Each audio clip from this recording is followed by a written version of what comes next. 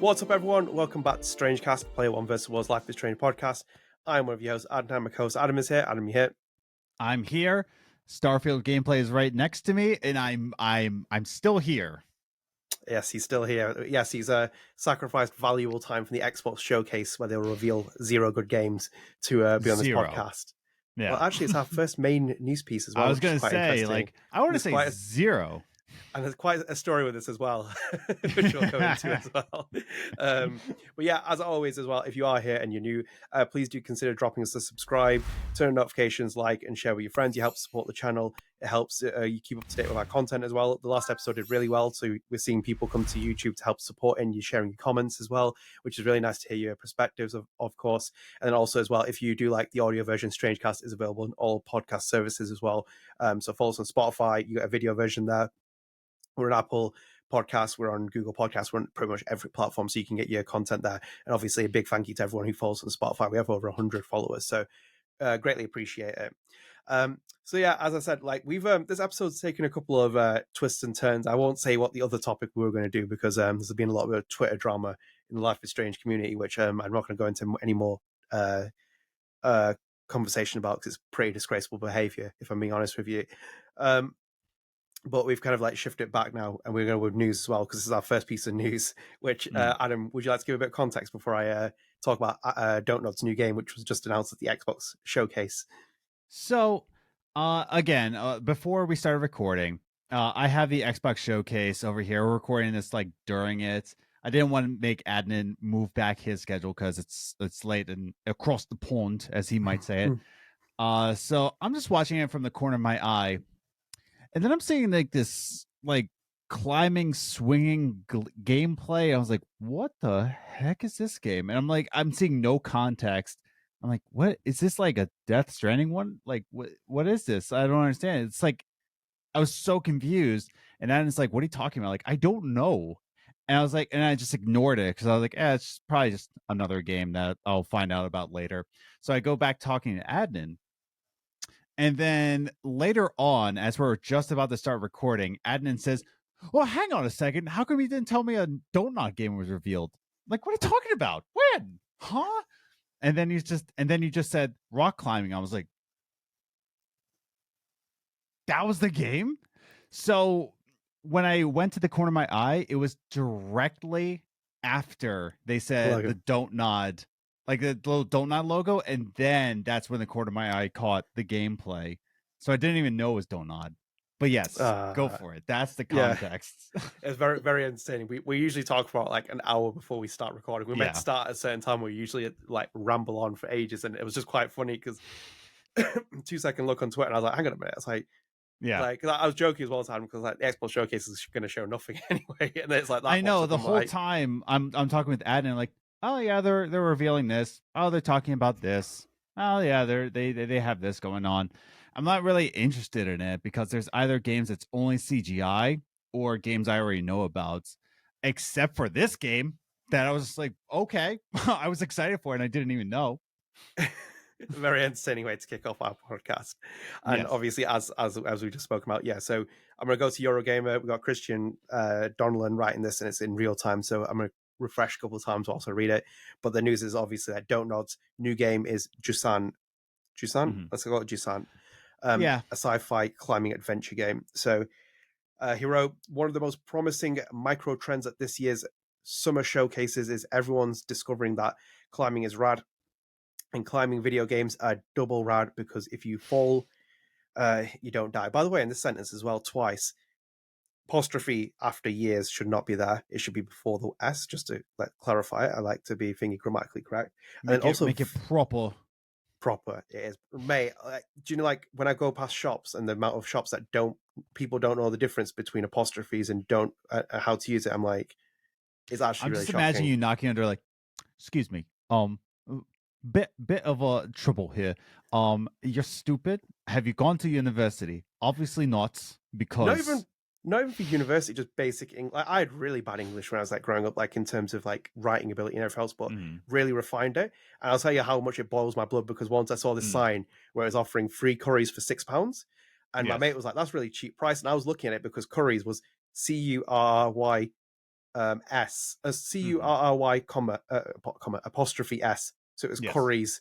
And I was like, wait a minute, that's not the plural version. I'm like, that is not the plural. I'm like, the sign is sitting there. I'm like, I mean, Adnan, you really wanted to talk because he put a U in colors. that is how we spell color. Don't start. That is how we spell color. I almost didn't buy True Colors for that reason. I was like, no, it has a U in it. But anyway, and also video game in the sentence as well as one word. And I know it's a style preference thing, but I've always found it weird, video game being one word. Don't like it. Anyway, we'll continue back into this main topic. And if you're still here, I'm very grateful. Anyway, continuing this theme, Life is Strange developer Dontnod's new Jusant looks absolutely stellar. It's a sci-fi game by the looks of it, in which a young hero climbs endless mountain walls with a funny little creature for company. There looks to be puzzling interaction with mountain communities, a range of surfaces to climb on, and a sprinkling of futuristic stuff. And at one point, you ride a mushroom. The sense of place and the lightning core is just wonderful. And the game's due out in 2023. Cannot wait for this one. So that was the arc from Eurogamer, and also on Twitter we got don't know actually confirm it as well, saying we're hyped. We're so hyped to reveal Jusant at the Xbox Game Showcase. Jusant is a brand new action puzzle climbing game with meditative vibes coming to PC, Xbox Series X and S, and PlayStation 5 Climb for 2023. So Adam was very excited thinking this was an Xbox exclusive. It is not an Xbox exclusive, just to again another part of our conversation that we had. So yes, the Xbox Showcase has given us this beauty. Again, just to start off with this is exactly the same as Harmony. No last gen releases now. Yeah, no last gen. I think we're far past it now. Like we're now in the middle of this life cycle of new gen. Even in fact, gen. Oh yeah, current gen. We're now. I mean, put it this way. I'm just now playing Spider-Man Miles Morales on PS4. But then I find out that Spider-Man 2, PS5. There's no PS4. Be. As it should be. Well, like, that's the thing. As it should be. Like, I'm not saying that, like, I need to be convenienced so I can play Spider-Man 2. So now, before Spider-Man 2 comes out, I'm going to have to get a PS5. Like, it's just going to have to happen. But that's the thing. That's where these sales come in, because, like, why get a PS5 when I could just play on PS4? But now we're coming into the generation like where it's now completely current gen. They have to get it now. So well, you took the words out of my mouth exactly, where it's like, this is the way you ship consoles, is when you make exclusives, then people have to go and buy the consoles to play them. And it seems like there's been like a 3-year backlog, because obviously I know the PlayStation 4 has a substantial user base, and so does Xbox One, but it's like, and I know it's hard for other places, and I'm not saying that you have to be rich to kind of own a console, or like, I know people's circumstances are different, and financially, I've had my own financial difficulties in the past, but it's like, when you're moving into the next console generation, you do need to leave the previous one behind, because then limitations start getting shown with games. Like, for example, the Final Fantasy VII long-awaited sequel that we just seen, that was recently announced, it's on 2 discs. It's 2 discs that on Blu-ray, current gen. On current gen, it'll be current on Blu-ray. It'll be like 8 discs on PS4. If we're talking about, it's like talking about like current, that's on current gen that they're using 2. I've never seen anything like this at this point. No, it's like that's kind of like the power that we're really going to with these games now. It's going to be like, you download like a patch for like Call of Duty, and it's like almost 200 gigabytes or something. Like, I think Warzone got up like a massive amount when people were playing it back in the day. So naturally, I think like this will be the trend. I think this will also, I'm going to assume now and make an assumption and project and predict that Montreal's game will be the same. That you'll have it will be a console. It'll be current gen only. It won't be last gen. So I think we seem to, and I think Dontnod seems to just embrace that at this point. And it surprises me, because I thought maybe Dontnod as a third-party developer might be like, let's get it on every system possible, just to kind of get as much money as we possibly can in terms of sales and consumers and everything else. But they're clearly just not going to do that now. They're like, we're committing to the current power of technology. So that was a surprise in itself. The trailer did look quite interesting. I think like it's weird, because like when we were talking about the Dontnod rebranding and what they are and who they are, like Dontnod's kind of like main essence of, we've always known them as the story kind of like studio, that they're so heavily story focused. And then when you see games like Banishers, and you see harmony, and then you see this game as well, Jusant. It's like they're so different in gameplay wise as well. So it's kind of like we're seeing something different. Like I've only ever known from my experience, mainly the games I play from Don't Know, it's like point and click a little bit. And they've obviously had like other games like Vampire and Twimmer, and they've tried to diversify their games. So we're seeing a different kind of like flair with them in the way that they present games. But yeah, I liked what I saw. It was quite cool. Yeah, it was very. The fact that there's no fall damage, I'm very happy with, because I love that they in say like, what's that? I love that in Borderlands. No fall damage. Oh yeah, like when there's fall damage when it's necessary, it puts more stakes in. But if you're making it, like you said, like what your gamer reported, a meditative climbing game, you can't really be meditative when you know that if you fall, you're done. You know, so I think that's very much a don't nod thing. Very much calm. Let's go into this with an open mind, I guess. With no fall damage, I think it makes it much more of a meditative experience. And it says fall 2023. Am I correct? Yes. Yeah, fall. No, well, no pun intended. No fall damage. But yeah, no, I'm excited for it. I'm excited to play it. It's coming to Game Pass day 1, I believe. So that's gonna be good for me. PlayStation users. Get an Xbox. But you know, it is. I am glad though. I will say this. I am very glad that it's not Xbox exclusive. I don't like it. I don't like it when these types of games are exclusive. Starfield, which I'm watching right now, I'm okay with it being an Xbox exclusive, because I don't know. It's just it's a big game, and it's a very niche game as well. I'm watching it and I'm just like, okay, I'll play it. I'm not sure if I would have bought it though if I only have I don't know, because I have an Xbox. So it's like I don't know if I would have bought it or not. That's not the topic. The topic I'm trying to point out is that, like, I'm glad it's not an exclusive. A little disappointed it's not coming to Switch though. A little disappointed, because this is a good Switch title, but I understand why it's not. Yeah, I think like I do Switch wonder how is that far... weird generation though. You know? Yeah, it is. It's a very strange generation at the minute. Switch. It's like I think like most developers are keen to have their games on it, and it's like I think if you can get like a game like Harmony on it, then you can. And then I think like with this kind of game, they're probably gonna have to do a bit of working around in terms of getting it onto the Switch. Maybe probably like next year as a release. I wouldn't really rule out a Switch release on it. It always comes out later, just so they can figure out how to configure it. So yeah, it's not absolutely. the end of the world. It's just kind of disappointing. Yeah, absolutely. And I think like when you said about the games being, I like these games shouldn't be exclusive. I agree, because like Tell Me Why was obviously financed heavily by Microsoft, and it was like because of the themes and almost like quote unquote, let's say quote unquote, they risk of like doing a game like that. Yeah. But it's like that kind of game, even when you look at Tell Me Why, you could play it on a Switch, you could play it on PlayStation, you can play it on everything.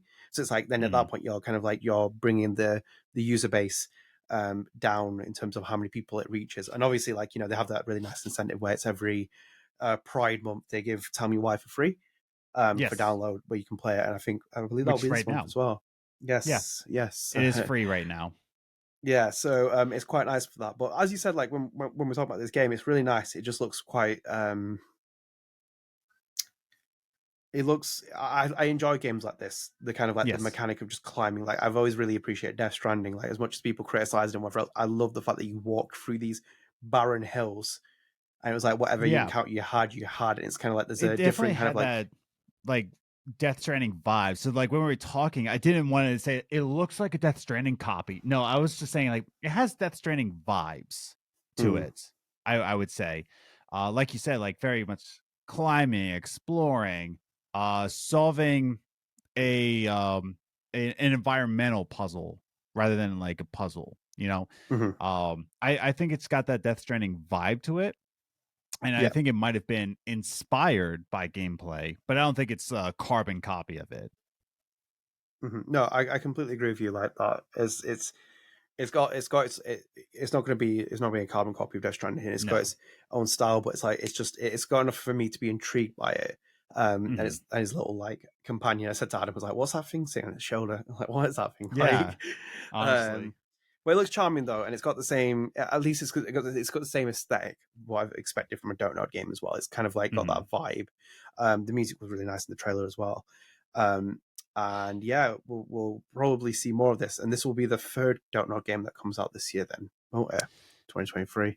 Yes, actually, yeah. Which is a surprise. Harmony Banishers is coming out this year. Yes, no definitive release date yet, I believe. No definitive, just says 2023. And then this game, yeah, it's interesting that I think you said that they released 3 games this year. I was like, 2. I did, didn't I? Bang, let's go. Also, as well, because I'm flicking through Twitter just to get any overreactions. One Bruce Straley has replied to Don't Nod's tweet saying, "Looks fantastic. Congrats to your team." Wow, now, that's a very big endorsement. And anyone who knows Naughty Dog, and I've always thought very highly of Bruce Straley, especially with his work on Uncharted 2 with Amy Hennig, and then also on The Last of Us 1. I really think he was a mastermind in his work at Naughty Dog. That is a very big endorsement. That honestly. So yeah, I expect we'll see more, and I think like I'm now going to do that thing where I'm like, I don't think we'll see Montreal's game now this year. I think I don't think we'll hear it at all now at this point. My like personal take. The only chance we're going to hear it this year is maybe the Game Awards, maybe, and by percentage like probability, 30 to 40% chance, like 30%, I would say, is like like chance wise if we'll see it in game. I honestly think we'll hear about it early next year, maybe like spring next year. We'll hear about it, but that's about it. You know, I think there'll be less cryptic. Don't Nod Montreal. I think they'll start sharing little things like when they showed us the VHS teaser image, and then I think like when they are more active on Twitter, like Michel, Luke, and other developers will share kind of like and they'll reveal that it's like based in Philadelphia. I don't think they can do it in Philadelphia. It's called a character Adam now. That would be very interesting. But I think they're going to. I think they'll just like share with us more now. And I think we'll start seeing things like, recording session is happening, and this is happening, and this is happening. But I think like next year, I want them to talk about it the way Xbox right now is talking about Starfield. They're giving this thing an hour. It's like, look what you can do in this. It's like, I want that much detail. Oh, they love it, Microsoft. They always like bang on the horn of like one game, and they continue like for ages about it. It's like ages. Honestly, I'm just watching it from the corner of my eye, and just kind of like, okay, like I don't know. It's impressive. Like I'm not saying this game development is easy, and I'm also not hearing any details because I'm listening to you. I don't know. It's just kind of like it looks impressive, but we've been burnt before. Like we all were expecting a lot of Fallout 4. We were all expecting a lot of Fallout 76, and it's just kind of like, So I'm not even like hoping a lot. I haven't played like a lot of the new Bethesda games, or I haven't played like The Witcher, for example. But the way the discourse went, I always imagined that people felt like The Witcher had kind of surpassed what Bethesda had done now in open world RPG games. And I think like for me, it was almost like a reality shock for Bethesda, where it's like you need to go back to the drawing board now and really, really refine what you are. Because like I always had this criticism with people where I said like Bethesda games look really so poor in quality, like in terms of the overall stack. And people are like, oh, it's the universe and it's whatever else. But I'm like, it looks really like PS3 level graphics sometimes. I'm like, no, Starfield's graphics, I'm looking at them right now. They look really good. Yeah. They look, I won't say incredible. I'm just going to say they look really good. But then again, this could be just all in-engine. Anyways, StrangeCast. StrangeCast, indeed. Let's keep it on the focus of that. So yes, Jusant is there. I imagine we'll get more reaction in the future and more details with this, but it's interesting to see that Donut has a third game lined up. I think these other projects, obviously, again, like they're all self-published, the games from Donut, except for Banishers, which will be our next main topic. But you know, they're all self-published. So it's like whatever we get from them, it's like I don't think there's huge budgets on these games. I really don't think they're going to be like they're not AAA budgets. They're not massive budgets. They're going to have to be like like, you know, a relatively decent sized budget, and then hopeful like a return comes from it, like a decent kind of qualitative return. And then you have games like Banishers where you can kind of rely on royalties and kind of drive more revenue, if anything. So I think like that's where Donut's kind of positioning itself, and it's smarter as well because a game like that, Jusant looks so so enticing for me. It looks so beautiful. It looks so, and let me just say, it's simple. And that's not even a criticism. I hate when people think as simple as a criticism. Simple is like some of the greatest things you can ever have in life. And that I just looks, beg for simple games, dude. Again, yeah, going back to Starfield, it's just like it looks too complicated. I don't want that. Whereas it's like with Don't Nods games, so far from what we've seen, and so far we're gonna get to that in a later subject of what they've been playing. I like simple. And like it makes me a joyous boy when a game is like, hey, very simple gameplay. Give now. That's why I'm looking forward to Oxenfree 2. Like over everything, I'm excited to play Oxenfree 2 because simple. Like that's all. I'm a busy boy, dude. Same. I can't do this. But it's funny you mentioned Oxenfree because I was thinking that in my head. I was like, that's the last recommendation I had, and it's something so simple. I enjoyed it so much as well. And I remember when I tweeted about it, and Michelle replied and said, like, you talked about it, and obviously it's like they put Easter eggs in Life is Strange 2 with it, and it's like that's why I enjoyed that. I'm so much of a sucker for that kind of game. I'm like, and these kind of games from Don't Nod at the minute, Harmony, whatever, they look simple. And again, not a criticism. It's just I like that. I don't need to see AAA worlds, giant watchtowers from Ubisoft games. I'm bored of it now. I'm bored. I'm happy to have something very simple, and it could be an easy 3 or 4 hour experience, and I'm happy. There's very few games I'm going to commit over 100, 200 hours to, like Final Fantasy, for example, the 16 probably I will play a lot, and same with Final Fantasy 7 sequel I'll play a lot. Like I'll put the hours towards it because I love those games. I think they're great, they're well developed, and they deserve my time. But I'm not putting 140 hours into Assassin's Creed Valhalla. Like I'm not doing it. So it's like when I see something like Jusant, it looks nice. Let's see where it gets priced at. Let's see what the reception is, and let's see where it goes from there. So it's like it just seems like a nice project for Don't Nod to have financed. And I think we're looking through the logos, me and Adam, the ones that Don't Nod teased for its projects, and we believe it's the one with the rock, which had the clouds around it. And I believe it was Edward Kaplan who did the artwork for that. You're correct. I'm making an assumption that's the one it looked most like, if anything. Yeah, it has to be that one. I can't really deduce it from anything else because all the other ones we thought were telling me why too. But I think like we've deduced a lot of the other ones now. We know which one's Banishers. We know which one's the Montreal one. And then it seems like we got 4 essentially there. So it's like, have you guessed? And that one just seems to be the right one for me. Yes. I'm just like looking at he's doing that. So this VHS tape. The next one is obviously Banishers. So the VHS tape was the first image. Then we get Banishers with like all the runes in the skies. Yep. There's one with falling stars that we have not seen yet. Yes, no. Yeah, we haven't seen anything with falling stars at all. There's also one that has like a bluish tints, kind of mystery stars. Don't think we've seen that one either. There's the Harmony one with the whole colors and the branching. The futuristic. That's definitely Harmony. That's for sure Harmony. The one with the rocks and the clouds. We just saw it now. That's going to be. I think it's that one. It has to be. I think it's Jusant. There's one in the snow. I believe that was supposed to be Gerda. Am I right? Yes, that was Gerda, actually. Yes, I've got about that. That was they included that there. And that's it. So the only one we haven't seen yet is the one with the falling stars and the one with the greenish tint. And that's it. So there's only 2 games that we don't know anything about in terms of that logo thing. So the VHS tape we know is Don't Know Montreal. And it's going to be based in Philadelphia. And then the other one is going to be Banishers. And we don't know 2 of them. The Falling Stars one. What? What's up? So 13 minutes ago, Michelle Coe has tweeted, congrats to the Jusant team for the reveal and trailer, and Edward Kaplan for the amazing art direction. Can't wait to fall. So it is going to be the rock one. So yes. There you go. But so we don't know anything about 2 games so far. And so far what I like about the teaser, right? With the teaser logos, me and you, like we can go back and like say like, oh, what's this game about? What's it going to be like? Mm-hmm. Never in a million years will we have guessed what came out of these games, except for the VHS one, because we knew about that.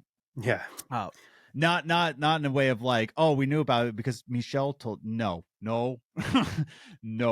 I think the teaser trailer came out before the VHS. Oh, no. We knew about it because Michelle tweeted the VHS tape, Yeah. and that's how we knew. And Yeah. Luke and Michelle tweeted out and then that's how we figured it out. Yeah. So just for reference as well, if we go to Twitter, and that is Edward. Oh, we're hitting that. Edward Coughlin's. Yes. And he's got the logo. So that was the one that we were referring to. And I hope you can see that because I'm currently blocking myself. But that is the one that we're now scratching off because we can, and I imagine other people can see it who are watching the video version. So that is one now we can cross off that we know officially. And obviously Michelle's confirmed it. So far I've been pretty good with my investigation here. I'm doing this in real time, Adam, as well. So far, are you sure about that? So far, yeah, we don't talk about last episode. We don't talk about the last episode after we got our reply. The best ratio you have is a 50-50. That's like your best ratio. Yeah, of course it was. I was right there, wasn't I? We did the image and we showed it, and it was like we got two people wrong clearly in that right photo. With two people that we already knew about. Hey, it's like, do you know what as well? Can we talk about that? Do you think Michelle got his inspiration from Luke because they look very similar in that photo, in the beard and the bald head look? I knew Michelle 8 years ago when he had small hair and a really small beard, but it's almost Luke-esque, and I'm I've forever known Luke with shaved head and a long beard. Yeah, and it's there's something there. Maybe Michelle's vibing with him there, look-wise. Maybe. Come on, Adam. So instead of going full investigation mode, so it goes to Banishers. I'm just thinking that maybe Michelle's stolen Luke's style, but we'll let one of them confirm or deny that. Yeah, confirm or deny. Yeah, Michelle, are you copying Luke? Confirm or deny. But yeah, so far we know about all of them except for two, and I'm sure that the two. I'm guessing the two will be revealed pretty soon. So, but I think we'll get there. Yeah, because this pipeline runs to, was it 2026 that they had? Yes, 2026 or 2025. I don't know. It's not like a 2-year window because they're not going to put all the games out in 2 years because they've been spending the last 3 years plus working on all these games. They're putting out a new headphones for Starfield. They look crisp. This is. But do you want to host a different podcast here? Oh sure. I thought you would never ask. So now they're playing Starfield with a new controller and a new headset. All from Steel Series, I believe. Looks like that. This is Adam on StarCast. And welcome aboard.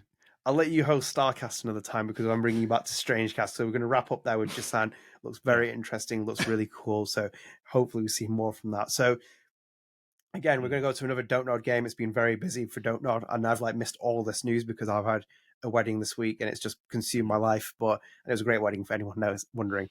And I was not getting married, just for context.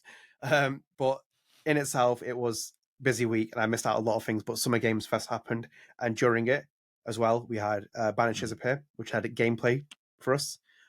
Me and Adam watched it prior to this. So obviously, again, even in the tweet as well, Banishers is expected to release at the end of 2023 for PS5, Xbox Series X and S, and PC. The belief is that it's going to come out this year. I don't know if this gets pushed back. I have a funny feeling maybe, depending on just how things go from here. I think there's going to be a pretty... I think it'll be close. Bro, it's a deadly place that they're putting Banishers in. They're putting against Starfield, Spider-Man 2. There's another game coming out that's going to be wild. I think there's a third one. What's that? Major releases that. Where's Spider-Man? Major Spider-Man October? Spider-Man is October, yes. Spider-Man's October. Starfield's November. Ooh. Yeah. And then they're putting out Banishers in December. It's good and all, but once these two games come out, dude, it's game over, Yeah, it's going to be something that... My favorite part is this kind of window as well. You have Spider-Man in October and Starfield in November, and we're going to get a Sonic game smack bang in the middle. Already calling it now. Yes. Prediction is going to happen. Yeah, isn't a new Sonic game coming out? Superstars or something like that? I think so. I'm not sure. That coming out? I just want to know if they've actually done that. I don't know. Oh, and then Metal Gear Solid coming out. Everybody's gonna be jumping over that. No, but But that's just that's the remastered collection though so far. yeah. It's But not the remake. Banishers is still coming out this year, as far as we know. But I think you're right that I think it will be pushed back. However, yes, we did see some good gameplay out of it. It looks fun, dude. It looks really Yeah. good. I can't wait. Yeah. Yeah, it like when I watched the gameplay, I think like the first reveal trailer we saw glimpses of like gameplay, like very like specific. It was like so little that we saw when it was revealed. Because we talked about it because Yes. we had like a bit of issues with some of the articles were saying that it's all pre-alpha footage, or it might have been pre-alpha footage, but it did show gameplay, and we kind of got a bit more of a deeper look in it now as well. And this is like more obviously, as you can see, how I've spoken about it before. Don't not have worked with Focus before on Vampire, and this is kind of like the same spiritual successor kind of idea that they're doing. They're kind of like going for another outing again, and hopefully they kind of like it's as successful and as popular as Vampire as well. So yeah, it did look really good though. I enjoyed that as well. Like I'm a fan for like RPG games and in this kind of game as well. It gives Donut a platform to kind of do something which is higher. I think like because my belief as well with something like Banishers is that I expect Donut to do something like this in 5 years time from now. I expect them to make their own game in this style and publish it themselves because that'll be the. Actually, I won't go to the main topic because I was going to say like, like there's going to be like there will be a big budget Donut game that'll be made at some point. That'll be where it's like all hands on deck because it's like we're putting our own money into it.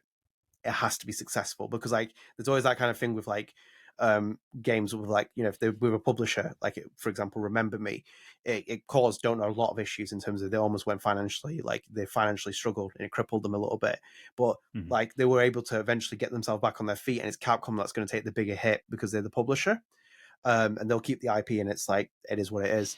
Well, I think we don't know they have to be, as we've spoken before, they're playing a bit more of a strategic game and a more carefully calculated game rather than just financing games willy-nilly. But Banishers looked good though. I enjoyed what I saw. Again, I'm like I don't really buy like loads of games that release because like the price tag, because this will probably be I wouldn't be surprised if it's a $70 price game. Yeah. Is it $70 now for a game? Well, here's an interesting factoid about Alan Wake 2. Like, did you hear about that news? So I believe it's digital only because Remedy wants to not use discs because it costs more money. Yeah, so they're keeping it at $60, and they're claiming because it's digital only, that's why we can keep it at 70.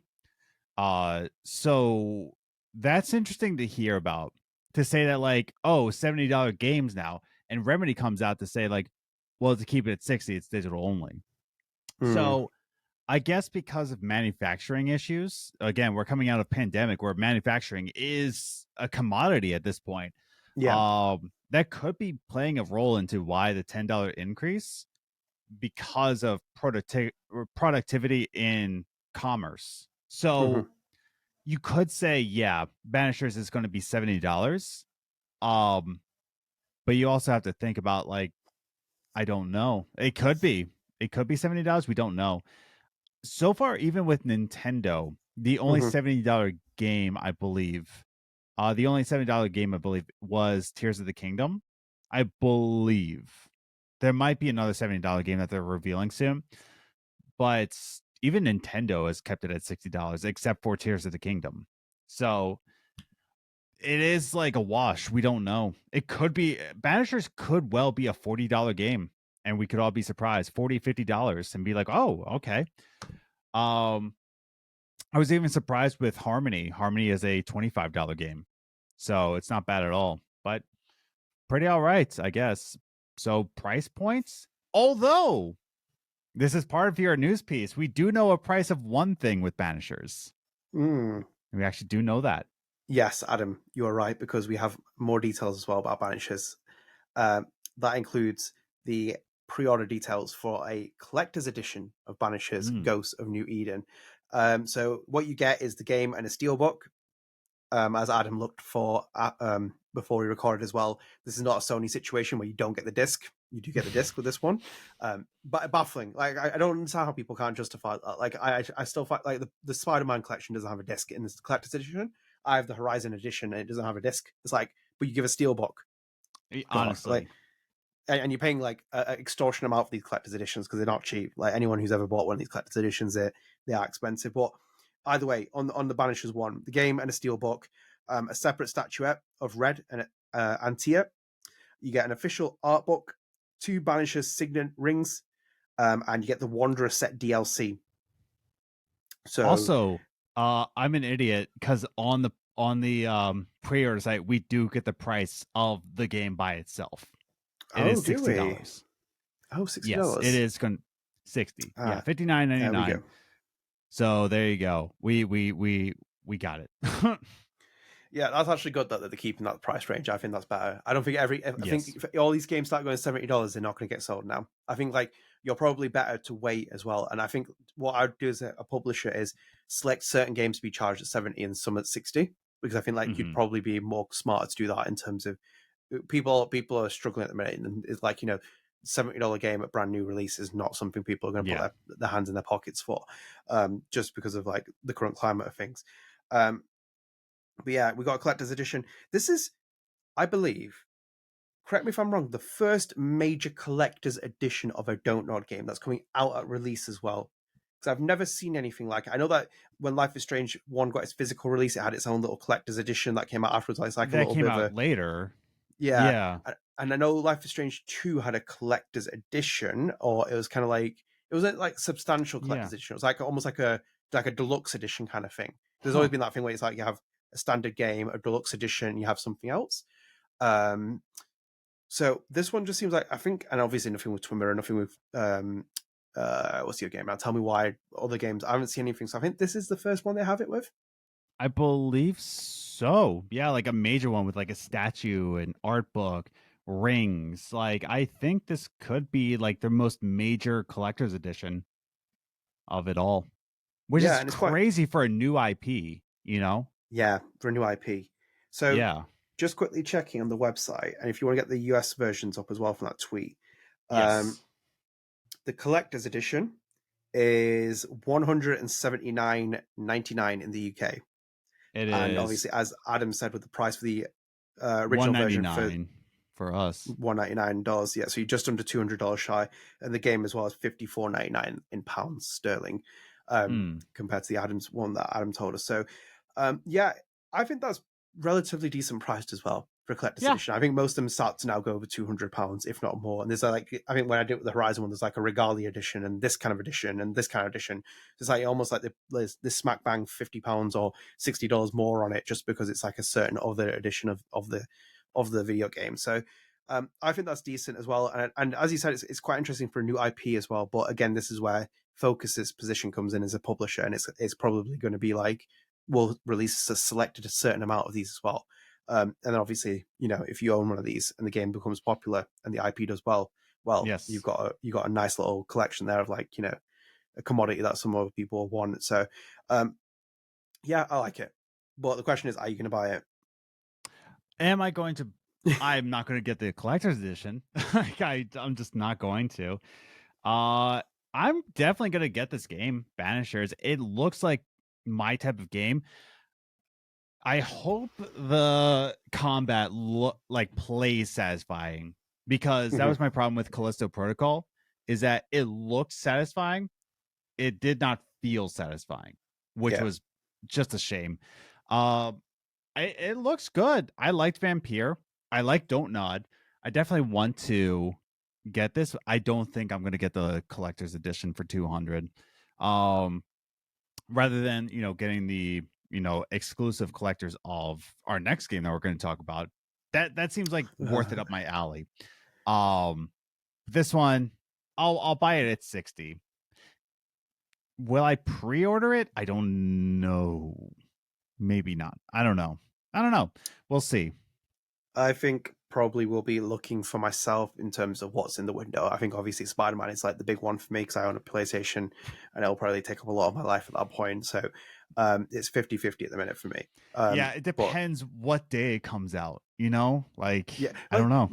My thing is like I know, like for like the Don't Know games that are coming out, the one that I'll buy day one is the Montreal game. Like I'm gonna buy that day one. I have no other kind of thingy with it. It's like, but the other games like for me, it's like selection wise. If I can pick up on sale, I'll pick up on sale. If I can buy it in this kind of edition, I will. So it's like, and as Adam has alluded to me as well, and recently released Don't Know game he thinks isn't my kind of vibe, but we'll come on to that a little bit later. Yeah. For him to explain that. But no, I'm excited for it. I think the collector's edition looks cool. I think like the and the fact that it has a collector's edition is quite cool. And then also the trailer looks quite nice as well. So it's like it seems all good for the moment, at least for Don't Nod, which is all positive. And you've hinted before at a segue as well with the next topic. Do you want me to go into it, or have you got anything else to add about? No, Banishers? go for it. And Yes. it's over. There we go. The Xbox Not the showcase is podcast, over. the showcase. Good night, Yeah. everybody. Yeah, Yeah, the Xbox showcase is over. So we're going to GameSpot here, and this is about the Expanse Telltale series, which is obviously coming out soon. I need to start that this month as well because I'm like losing grip on time. I need to get into the series as well. But there's a feature article which was the Expanse Telltale series as a love letter to fans of the franchise. So GameSpot did an interview with the Deck Nine art director Emerson Oakes. And I'm going to read some excerpts from it because it's kind of like a preview with also a interview in there as well. So let's go through here. So let's just start at the beginning. So GameSpot asked, first things first, aside from the player's ability to shape the story itself, what's the biggest difference between the Expanse we see on TV and the one players will be diving into this summer? And Emerson said, I think the biggest difference is that the show has a very broad reach. I mean that in terms of like the scope of the characters, where they are in space, where they are in the solar system, the kinds of things that they get involved with. Very, very quickly, characters like James Holden get involved in politics on a system-wide scale, doing things that affect entire planets, entire governments. But the scope of the interactions within the Telltale series, within the Expanse Telltale series, is much more personal in nature. It's more about a single crew on the Artemis and their interactions with each other. They're from all these different cultures, so they have friction because of that. Drummer's not really playing on that system-wide scale. She's much more focused on individuals, her crewmates. Interesting one here. So it's also what makes the Expanse different from other games set in space, like Dead Space, Alien Isolation, Mass Effect, or Deliver Us the Moon / Deliver Us Mars. Or Starfield. That's not part of the question. That's just Adam again. Maybe we should put a Starfield counter in the bottom of the corner of this podcast every time it's mentioned, where you might be going out on a spacewalk. So Oak said again, some of those other games, if they're built on their own IP, they're probably built around some of the gameplay needs or expectations for that genre. Our game is coming directly from a story perspective, trying to faithfully and authentically tell the story of the Expanse universe in our own flavor and in our own way. We come up with game mechanics and narrative mechanics that exist mainly to help service the story we're trying to tell. And then, obviously, on Drummer as well, they were asking why this character specifically, who's played by Cara Gee. Oak said, I mean, why not? She's the best character in the whole series, so very, very straightforward reason for that. Quite a lot here as well in terms of topics, and if Adam wants to pick out some others, I'll let him as well, because again, we're very constricted for time for this episode as well. Again, life has come at me very fast recently, but a lot of stuff now has come out about the Expanse. A lot more details are being learned about it. I think like the way they're pitching it, obviously they have to make it an entry point for people to come into the series. Like you have to have not known anything about the Expanse to play this game, for example. It just needs to sell flat because, as I said to you before, I think the Expanse has a certain fan base, and if they're going to really reach broader appeals in the way that Telltale has done in the past, they're going to have to really pitch it as an entry point for people who may know nothing about the series, come in and play it. But it seems quite on point as well for Deck Nine and Deck Nine and Telltale so far.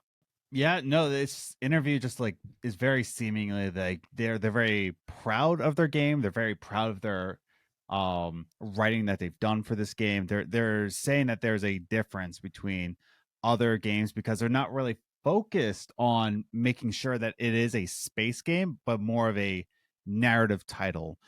They are excited for players to experience a narrative in the same way that the Expanse does, because of course the Expanse was a book before this was a TV series, and before it was a video game, it was a TV series, and then it was a book. So we're more focused on telling that story rather than focus on giving you the space game, because there's so many others. And I like in the beginning of that interview, right? It's like, well, what's the difference between this and Dead Space and Mass Effect and all these other space games? Like, okay, story. Because as we've learned from Mass Effect Andromeda, we got a story. We got a story that matters. So I do like their enthusiasm of what they're putting out here. I do like that they're very proud of it, and they're actually believing in something here. So yeah, I'm just excited to play this game. It sounds like it's going to be an excellent adventure in space. Yeah, absolutely. And whilst you were saying that, I was flicking through more of the article because I always read everything before we come on. But again, time has got away from me. I do our show notes about an hour beforehand, so apologies about the quality of things. But as you can see, I'm kind of upgrading my setup as well. I've got my little nice mic arm for the people in the video version. Yeah. So we're getting there. I'm becoming everything that I don't like. But anyway, two interesting points I also made in here. They asked, got any plans for mobile Switch? And Oak said, not at this time, no. So that's a little bit disappointing because I think everyone wants Switch. It's so annoying as well because, like, as you said, it seems like the Switch is like such an Achilles heel for a lot of people at this point. Like in terms of developers, it's like so many of these games could naturally flow onto it, and it just seems like it's never in line at the minute. And it just seems weird where the Switch goes from here because I know people were saying there was like a lot of conversation about Nintendo. When I was like reading about financials and stuff, they're like, Nintendo needs to release a new console. It's been too long since the Switch has been out. And then they drop a new Zelda game and it's like the sales go through the roof and they're like, what new console? It's like, why do we need a new console? We don't need a new console. We do Nintendo things. So it's like, right, never mind. So that was mentioned, and I also meant to mention this because it also makes it very StrangeCast relevant. They asked, were there any lessons you learned from previous games like the Life is Strange franchise that informed how you designed the Expanse? So, Spampinato, and I don't know who that is at this point. I'm going to have to quickly flip back. Tommy Spampinato, who's popped up in this interview. I don't know if they mention who this is. A lead environment artist. So Tommy comes into... Okay, frequently. I'm just like looking through this. Well, let me do a quick Google search. So it's in there. It's in. Oh, what do you mean it's in there? Who Tommy's Spampinato is? Yeah, they are the lead environment artist. Well, like what other games he's done? Oh, okay. I'll leave you to that. I like that. I like the little due diligent research there. So whilst he's looking for that, I'll read this quote, which was about Life is Strange franchise and also expands what they learned. Spampinato said, because we have these free roam environments, nothing sacred, nothing safe, I can stick a really low res asset in the background and think, quote unquote, oh, nobody's going to see it, end quote. But then it's like, quote unquote, well, actually, that guy's going to see it, end quote. We realize that there's certain camera angles that are favored by cinematic films. So we've learned from that. That was a lesson I learned a long time ago, and we were able to bring that to the game. And then Oak said, much like a TV show that's in a serialized format, you need to think about how to work modularly and how to use stuff over and over because you need to work somewhat efficiently. You get good at sort of mashing things together to create these new environments and then light them very differently to create something that's much more unique visually. And so that's the end of that quote. It seems like that because obviously we know Telltale has made 5-episode games before in the past. Deck Nine has made 3-episode games, has worked on the Life is Strange franchise, which has been known for episodic formats, for chapter formats. So they got a good foundation for the structure of the story. Now, you look very intense on the video version that I'm looking at right now, so I need to understand this, why you look so intense. I'm looking at his LinkedIn, and so he was with Smash House Games for 26 years. Smash Bros. Nintendo. And he was a game designer and all that, but I can't really tell what games he did. But he was a lead visual effects artist for Before the Storm. He was a lead for Ah, So Smash House Games, I don't know what that is. Featuring Smash Boats. Smash Games is an independent video game developer specializing in creating over-the-top video games. Smash House was funded. Smash House Games was founded in 2017 by 3 industry veterans from various high-profile gaming, including NFL Blitz and Call of Duty Ghosts. I oh. think Tommy worked on Ghosts on something. So there's very little about him that I can find specifically, but it looks like he did some work with Call of Duty Ghosts. Oh, interesting. I am not a good investigator. Not like my friend over here, who is an expert at researching Chief, people and I done gets very good today, everything. as we saw with the Edward Kaplan one. Got it even before Michelle tweeted it. I was like, that's perfect. That's why you trust me as the source, because I'm very good. So before we move on, I don't know what else you have to add on to this as well, but I'm going to use this as a segue as well because it'll move into our other piece of news. In this interview, he did work on Call of Duty Ghosts as a level artist. Well, just interrupt me then whilst I was about to do that segue. But yes, thank you for that input. Yes. So GameSpot said here, interesting. In that case, what's the biggest difference between the drummer we've seen on this show and this younger prequel drummer we'll be playing in the game? And Oak said, she has room to grow. She's got an arc that she needs to hit to land at the spot she's at when you meet her in the show. And she's a fairly indestructible character in the show. She's got really tough skin. It's hard to get through it. But nobody starts out that way, right? So she has some experiences she needs to go through to get to the place where she is in season 2 of the show. Spoilers for anyone who's wondering, but you should, And also, Spampinato just basically said perfectly put. So that was also another piece. Again, read the interview because I'm finding it very interesting because I'm reading this on the podcast and it's very interesting. It's giving more details about the Expanse. Adam, do you have anything else to add here before I move into the next piece of news? No, just all very interesting and just more of just like hype for there's nothing I'm really worried about with this game. Honestly, Yeah. there's no like big red flags that I'm seeing. It's just very much like I'm excited for the team. I'm excited to see what Deck Nine and Telltale have to put together. And it just all seems very. Every time we report on the Expanse, I'm more hyped for it. That's all. That's really what it comes down to. I like that deluxe version. I like that it's an affordable deluxe version. I like how they're really playing into narrative here. I like that we're finding out that Tommy Spampinito guy is we're finding out about a new guy that we never heard of because I like new artists, even though he's not new. I'm gonna move on, but I'm just more hyped about this game, and I don't really see any red flags yet. You know. So I'm excited for it. And that's the other thing. We've seen gameplay, So like even less red flags. We've seen gameplay. We've seen clips of this game. I'm just excited. I'm excited. Yes, I'm also excited. And we'll move that into the next piece of news, which obviously, as I said, bringing up Drummer as the character because we're going to a news piece here on space.com, which was the Expanse actor Cara Gee talks playing Drummer again in the upcoming the Expanse Telltale series. So this is from the preview event. I'm just going to read Cara Gee's quote about playing Camina Drummer again. So our preview event in Las Vegas. Our previous event, a preview event in Los Angeles. I asked her what it was like to step back into the role, and Cara Gee said, and I quote, "It's really fun. It's a dream role. It's such a rare treat to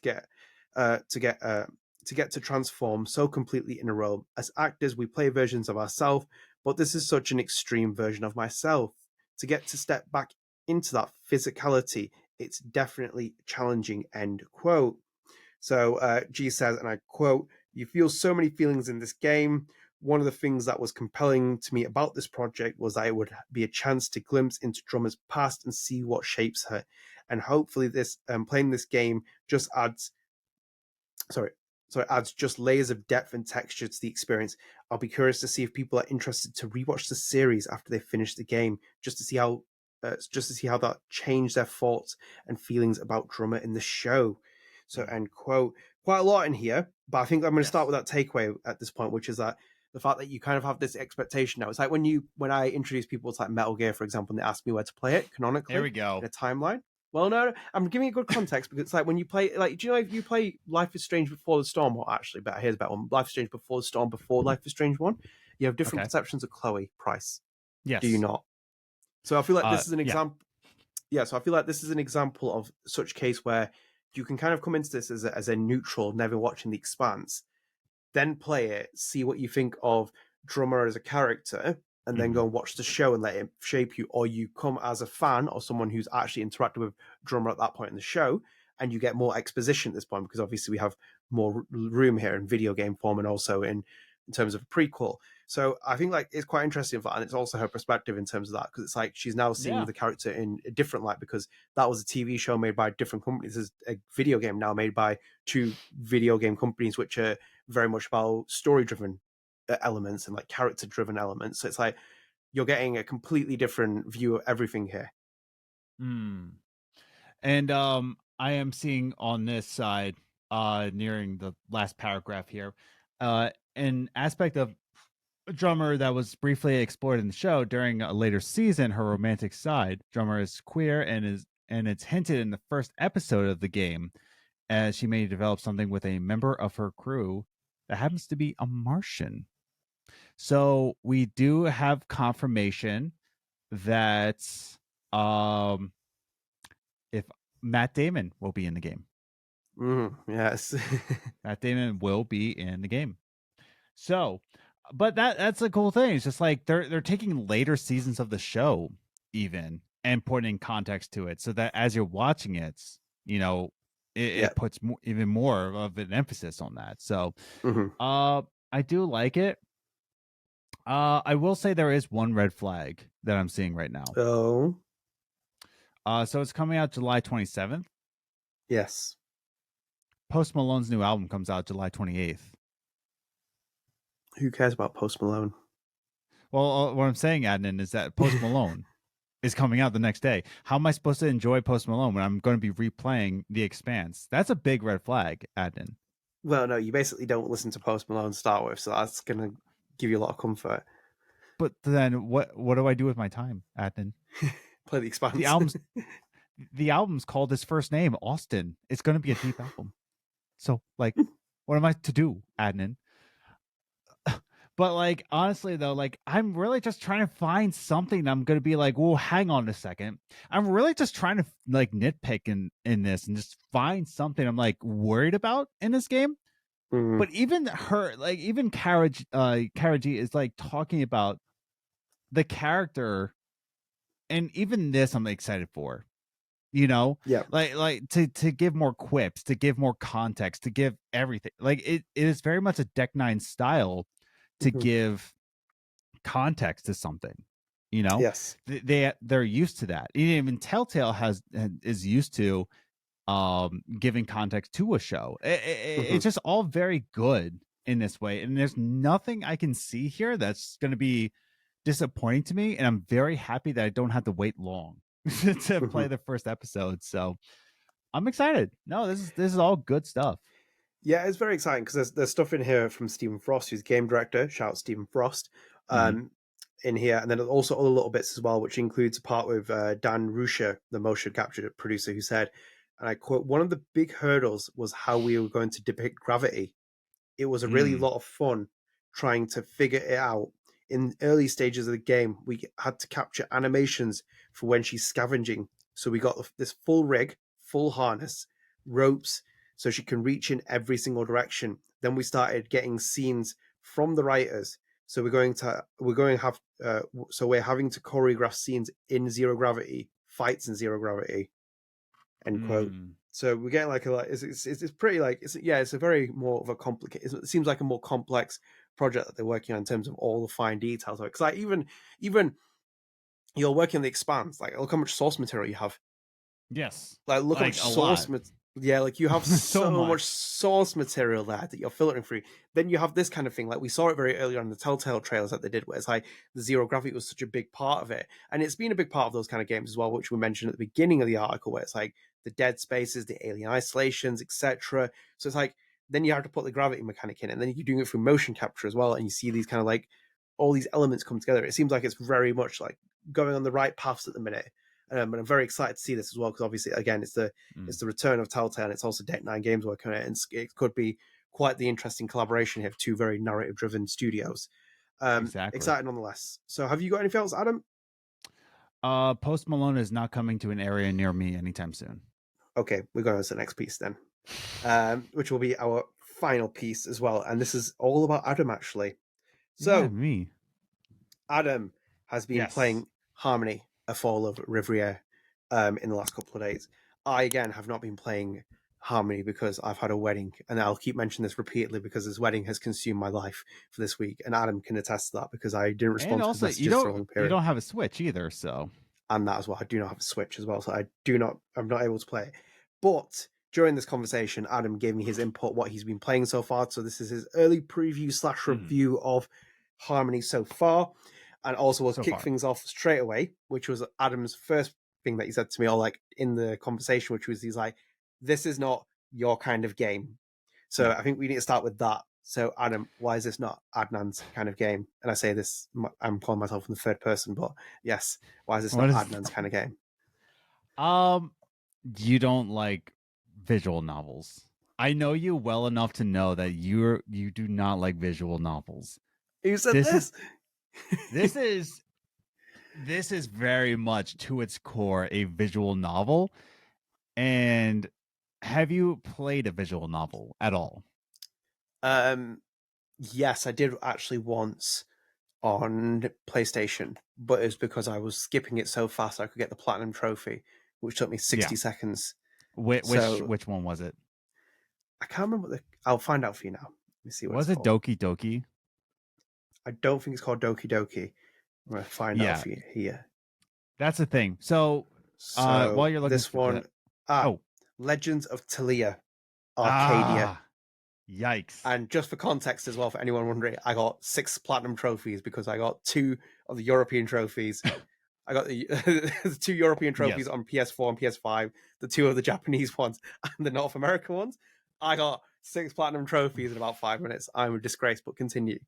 So if you don't know while you're listening to this, what actually a visual novel is, because a lot of people might think that like, oh, Life is Strange, so you like visual novels. Not necessarily, because Life is Strange is more of a narrative story driven game, and that's fine. Like it you can classify it as a walking simulator. That's not correct, but go ahead, call it that. The best way I can describe it, and this is what I gave Adnan, is the Wikipedia description of what a visual novel is. So I'm just going to read it. Structure. Visual novels are distinguished from other game types by generally minimal gameplay. Like probably most likely no gameplay. Typically, the majority of player interaction is limited to clicking to keep the text, graphics, and sound moving as if they were turning a page. Many recent games offer play or fast forward toggles to make this unnecessary, which Harmony does have a fast forward or just like do it by itself kind of thing. Yes. While making narrative choices along the way, which is also true in visual novels. Another main characteristic of visual novels is the strong emphasis on prose, as the narration in visual novels is delivered through text. This characteristic makes visual novels similar to reading a book. And that's why I don't think it's your type of game, because 1, you like gameplay, and 2, you are not a reader. How like you when Erica Warrior was on, me and her were like geeking out about books, and you're like, yes, quite, yes. Sports, anyone? My worst part, because the worst part of that conversation was I didn't expect Eric Mori saying, Adnan, what you're reading, and I'm like, that's what people flip it, because I usually ask the questions, and one of the things that people don't like as well, just for context, is when usually they ask me a question, I answer it with a question. And I once had it with a girl that I was speaking to, and she's like, why do you answer a question with a question? And I just like laughing. I was like, I want to see if people actually come back to the actual original conversation. But when she asked me about reading, yes, I read very selectively. and I wish I was more of a reader, but unfortunately that gene didn't go to my brother more. Yeah. So, but that's why this game wouldn't be this type of your game. It's not to say that it's a bad game, but I'm talking to the listener at this point. If you know what a visual novel is, if you've played Coffee Talk, if you've played One Night Stand, if you've played any of these kinds of games, like that's what you're getting yourself into. It's not this story adventure. It's no gameplay really, except for a few things, and I'll get into that. Just out of curiosity as well, whilst Yes. we're on Harmony, what have you played One Night Stand? I played a couple chapters. I don't know. I'm not a visual novel kind of guy. And what did you think? Because obviously, whilst we're having this conversation, we had it on a podcast, etc. But he said to me, like, One Night Stand's like, that rings a bell in my head. And it's only because the person who made it, Lucy Blunder, follows me on Twitter, which I was like, oh, actually. I was like, that's a bit surprised that you mentioned it. But I've never actually played it myself. I'm kind of like, I've been like looking at it and like, maybe it is something I want to play. But what do you think of Lucy's game? I think visual novels have great narratives behind them, and that goes with One Night Stand. It's just that I'm not the type of guy to be going after visual novels. I enjoyed what was there with One Night Stand. I enjoyed the story behind it. I thought it was very gripping, in my opinion. It's just, I don't know, I don't really click with them. Same thing with Coffee Talk. I did play through all of Coffee Talk. I did not play the second one. Just because, like, I don't know, it's just not what I go to in this way. However, Harmony is special in terms of visual novels, and I do like Harmony for one specific reason: the branching paths. So I am halfway through Harmony. From what I can tell online, there are 5 acts, and I'm on Act 3. So I'm like in the middle of Act 3. So I'm like halfway through the story. I do like the branching paths because now think of a Quantic Dream game, right? Detroit Become Human. You've played that. Yes, of course. Yeah, love it. So like at the end of each chapter, you have like branching paths and what decision you could have done to get to this one. You get that branching path whilst you're making choices. Like that path is before you. So here's the crazy part about this branching path, and this is why I like Harmony a lot. And I'm going to be talking about this more on another podcast, so keep your eyes peeled on that one. I know. What? Yeah, what? I'm gonna talk about it more once I beat it. So I know. I'm a guest. I'm special. I'm a special person. Sell me short, but yeah, go on. Continue. And I also did more theme music for another podcast. I wrote theme music for another podcast. This is disgraceful. So. This. I leave you alone for like 4 days, and I'm like news like next you're gonna leave the podcast, and we're like, all right, that's like a nice ending point. But no, I do want to talk about it more on another show. That's they do like a side quest thing. I've done it twice before. It's clearly nice a superior podcast because you want to go and do it on theirs. But continue. I'm not bitter or anything, but I continue. But I don't want to talk about it more because I haven't beat it. But here's the thing. I do like it for one particular reason.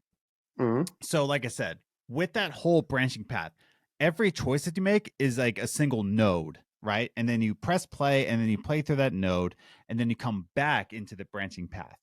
So there are different entities that you collect crystals from. And these crystals that you collect from playing a different node will unlock a certain node, right? So one node might be you get a strength node, but you get that taken away and then you get a bliss node.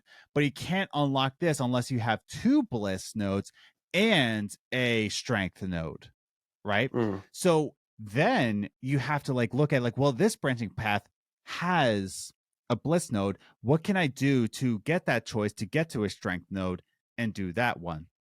So you're almost collecting gems in one way and being strategic in another way. There's also nodes, right, that say, hey, you can look forward 2 nodes if you play this node. So not only will it say, hey, it unlocks and you can see a choice in one way, so that further along in that future, right? If you play this one node, you can see a choice and be like, see, I want to see where that goes, right? So it's all these different branching paths, and you see the future before you, which is part of the story, why you can see the future. It is canonical of why you can see the future, and I don't want to say what it is. But you collect these different nodes and crystals, and there's sometimes nodes that are timed, right? You have to take 6 turns to unlock this node. So you have to play a certain node to unlock it. Yeah. So the way I'm saying it crazy like, that's what I like about it. You're not just making a choice for the sake of making a choice. You're not only making a choice for the sake of choice, but you're making it in a way of strategizing of the branch you want to go down. So it's kind of wild for a visual novel. Where Doki Doki Literature Club was wild in a way of where that story went. It gets kind of twisted. This one is wild in a way of strategy. So I do like it in that way. Whereas Coffee Talk was fun in the way of figuring out a puzzle of the ways to make a drink, right? Yeah. Each visual novel has its novelty. Or like Emily is Away. Emily is Away was novel in the way of creating an AIM text. So each visual novel has its thing, but this is probably the craziest I've ever seen a visual novel go, because it has these branching paths. It's very much a don't nod type of thing, where it is branching paths. It is making choices that will affect the future. And right now I'm really digging it. Like, I'm actually kind of digging it. I've seen, in terms of reviews, most of them are positive. Most of them are near perfect. There are some that are just like, oh, the story kind of falls flat. I can't say that for sure yet because I'm only halfway through. But I am kind of digging, even if the story does fall flat, right? Let's say if it does, argument's sake, I'm having fun getting to the end, if that makes sense. Yeah. So I'm going to say this on my early impressions, then Adnan, if you have any questions, save them after class. My final preview for this game is that if you love visual novels, if this is the one you go to, this is the kind of game you're going to get into. It is a visual novel. But if you like it, I think you're going to really like this game. I think it does something special in terms of how it's presenting a narrative and how you're getting to that narrative, that it's going to be something special for you. If you don't like visual novels, I don't think this is going to wake you up and be like, oh man, I love it now. What other visual novels can I play? I don't think it's going to do that for you. I think it's just going to make it special for you if you already like visual novels. Because like I said before I said all this, visual novels aren't really my thing. This game isn't really changing my mind on that, unfortunately. Right. I'm having fun, but it's not changing my mind. So what are your questions that you have? So the branching system that you talked about, is it almost like if we took Life is Strange 1's rewind mechanic, but then use it as a fast forward mechanic instead, and then combine that with Detroit's branching system? Is that kind of like the best way of seeing it in terms of how you'd be shown? Yeah, because like Life is Strange 1, where you rewind to make a different choice. Yeah. You kind of saw the future in that way. In fact, episode 2 of Life is Strange kind of set you up like, oh yeah, you can see the future of how it will end up. So you just rewind to do it again. Yeah, I guess you can say that. So combine that with Detroit's branching system of how you do it. Like Act 3 right now, like the way it branches out, I'm just like, oh my god, dude, I'm so overwhelmed. Like, what do I do? Also sets it up for great replayability, because like Detroit, and you see all the ways you could have done things, you're like, right now you're seeing it right now, so you're like, oh, my next playthrough I'm gonna go this way. So yeah, I would say that's a good way of describing it. Okay, so we're talking, this is like, again, I mentioned it earlier in the podcast where we talked about the stylistic form of Don't Know games, how they're different, and we talked about the new game that they just announced is very different. If I took this game and handed it to you and not told you the developer, would you have ever guessed it was a Don't Nod game? No. No. And does that I don't. surprise you in the current Except selection of games for- they've ever made? Except for, did you see my recent tweet that I put out? Yes, I did. Yes. That would be the only thing. And Yeah. but that was Did you more get of a just reaction? like, what's that? Did you get a reaction? Did I get a reaction out of it? Yeah. Yeah. Oh, I no, did. did you get a react or? Oh, no. Oh. Yeah. But Frederica saw it and she liked it. So We all like Frederica, so. yeah. Oh no, wait. Oh, Oh, wow. Luke Broadcast. Wow. Luke liked it, so he knows. Oh, and Michelle liked it. I'm off. Oh, wow. So we give Nobody- Frederica all the credit here, and then you just forget the two guys that you tagged in it who actually liked it. They actually liked it. But that's the thing. It's like that was a thing of just like that was just the thing. It was just kind of like, okay, I can tell because it's from Don't Nod, but that's the only thing. However, that's an interesting question that you brought up, and I thought about this too. I think we're getting into the era where we're going to see the identity of a Don't Nod game. I think we are, because the only identity that we have is Life is Strange and to an extent Vampire.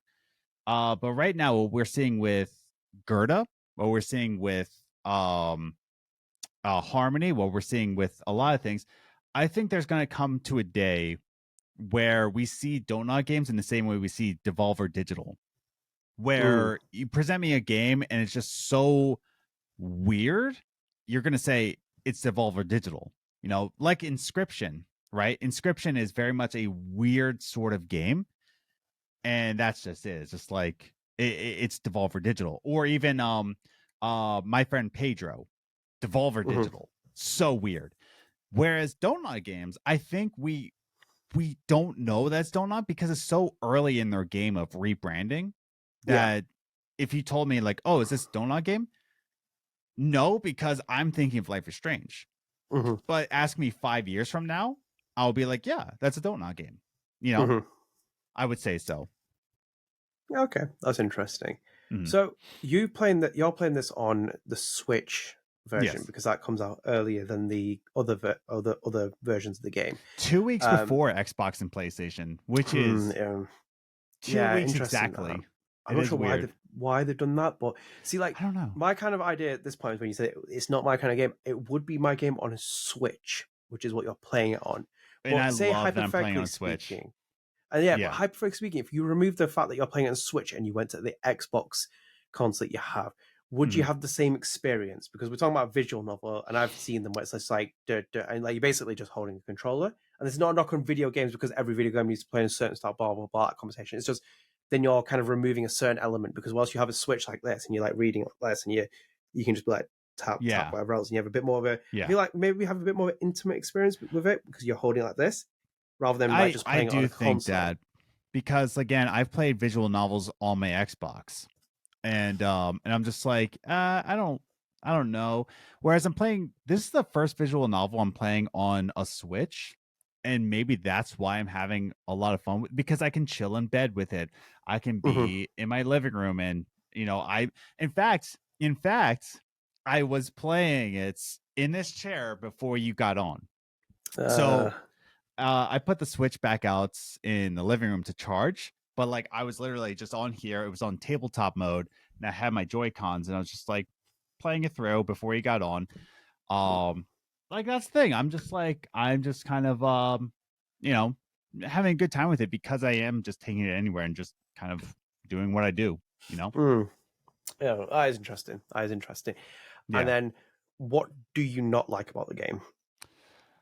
I think what I don't like is, one, it's still a visual novel, and I'm not the biggest fan. In terms of another reason, if I had to just choose what I don't like, I think it's a little too ambitious, in my opinion.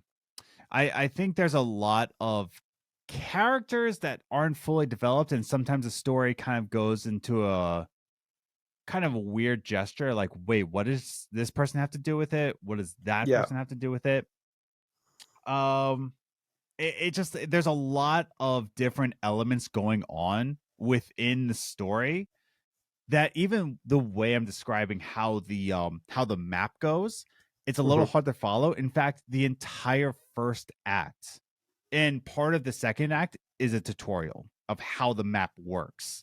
So like the entire act, you're just getting like a tutorial thing of like where everything goes, and then part of the second act as well in terms Mhm. of like how the map works. So that's how I won't say convoluted. It's not that complicated. It's just a Mhm. little bit too ambitious that you're just like thinking through like, okay, so this node unlocks this thing and you can zoom out, zoom in and go up here and find this node. And I think it's a little too ambitious.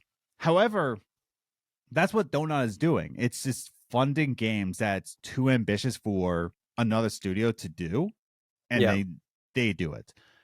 So those are the only two negatives that I really have about this game, is that sometimes the story can be a little bit too complex and the Mhm. gameplay can be too ambitious, and the fact that I'm just not a visual novel person. Like it's just not who the type of gamer I am. I understand that. I understand that. Yeah. Final two questions then. Yeah. Um, you played Twin Mirror, haven't you? Yes. Twice. So, oh, twice. Yeah. Oh. I haven't played it yet. I will play it. Like Yeah. I've got a disgraceful track record on Dota games so far, but I will play it. Um, this is the second game in this new wave of Yes. pipeline of Don't Nod games that's come out. But this is technically the first one they've released their own game since Twin Mirror. They've developed and Yes. published it themselves. And it's the Yes, same that's vein true. as Twin Mirror, it's developing and publishing it. So there's been a big wedge in there. How do you feel about the future games that are coming from Don't Nod, just based on this experience? Oh. I know it's a bit, a bit, harsh, seeing that you said you're not a visual novel kind of guy, and it's a bit different thing. But Mhm. how do you feel just going forward based on this experience? Oh, I feel great. Honestly, I feel Yeah. great about the future. Because again, I might be saying like, hey, it's too ambitious, or hey, I'm not understanding it as a visual novel, but man, it's so different from Twin Yeah. Mirror. It's so much different from any Life is Strange game, because the previous question that he had me, would you know that this is a donut game? And I would tell you Yeah. no. And I think that's a great thing because they are trying to rebrand. Twin Mirror felt like Life is Strange. It really did feel like Life is Strange um meets Heavy Rain, I would say. Like twin that's what Twin Mirror felt like to me. Like Heavy Rain combined with Life is Strange. This game feels like a completely new project. Like there is no Life is Strange element aside from the choices that you make. And there's really no don't nod mark to it, which is a good thing because they are rebranding. So I'm gonna say I feel good because as a visual novel, it's a good game. Um, it's just not my type of game, I would say. Mhm. Okay. Yeah. And before we go into our main topic, then this man, Adam, called me out when I was like, who's, I've never heard of Lena Rain, and then he's done an entire preview of Yes, let's Harmony go. and not Oh, mentioned a single thing about Lena Rain until I I have to think bring it up. okay. So, Good question, because here's the thing. This soundtrack, and please feel free to clip this and send it out to Twitter, even with me forgetting Lena Rain composing. Like, I want to put this on a clip in Twitter because Lena Rain's her composition for this game makes me second guess if I can make a career out of becoming a composer, because oh my god, it is so good. It just it's so fluid and it fits every character and each element, right? There's a new composition to it. So there's a different entity and a different composition to each entity, and each one is just a banger, dude. Oh, it's so good. And just the way the music flows between each scene and how it just sets up this like ease of like, oh man, this is an anxious moment, or oh, this is kind of exciting, or very steady mood, like very meditative. Lena Raine, every time there's a new Lena Raine composition, I'm like, you know what? I will never become a composer. And that's okay because Lena Raine exists and that's it. Lena Raine, Olivier de Riviere, and Scientific, all of them combined, and I'm like, you know what? I'll never become them. It's just not gonna happen. But yes, I will say on a serious note, Lena Raine makes this game fluid and makes the game just feel like there is no composition because what she puts in it feels like it belongs in it. It doesn't stand out in the way of like, oh man, it's Lena Raine. It makes it so fluid and it fits so well. It's like a missing puzzle piece, and like it mission accomplished every time.